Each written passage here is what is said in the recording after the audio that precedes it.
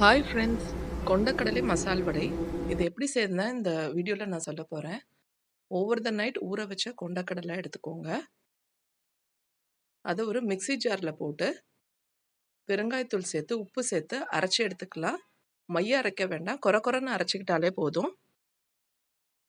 High protein இது. பசங்களுக்கு குடுத்தோம்னா நல்லா சாப்பிடுவாங்க. அவங்களுக்கு ரொம்ப ஹெல்த்தியாவும் இருக்கும். லீவ்ல விளையாட போம்போது இந்த மாரி சாப்பிட்டு போனாங்கன்னா, நல்லா அவங்களுக்கு வயிறு வந்து நல்லா ஃபில்லிங்கா இருக்கும் உங்களுக்கு. பாருங்க அரைச்சு எடுத்தாச்சு. கொர கொரன்னு தான் அரைச்சிருக்கிறேன். இப்போ இதுல நம்ம என்ன போட போறோம்னு பார்த்தீங்கன்னா, பச்சை மிளகா, வெங்காயம், பூண்டு, கருவேப்பில,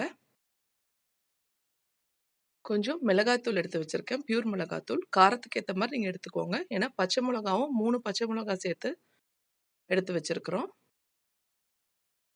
எல்லாத்தையும் சேர்த்து போட்டு நல்லா பெசஞ்சு எடுத்துக்கலாம். தண்ணி இதுல சேர்க்கவே வேண்டாம். கொண்டக்கடலை ஊறுனதுலயே தண்ணி இருக்கும். அதுலயே நம்ம நல்லா போட்டு பெசஞ்சு எடுத்துடலாம். இப்போ வடை மாவு ரெடி ஆயிடுச்சு. இப்போ கடாயில எண்ணெய் எடுத்துக்கலாம்.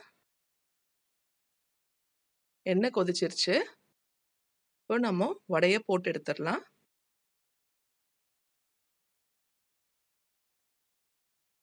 நம்ம நார்மல் மசால் வடை, பருப்பு வடை செய்ற மாரி தான்.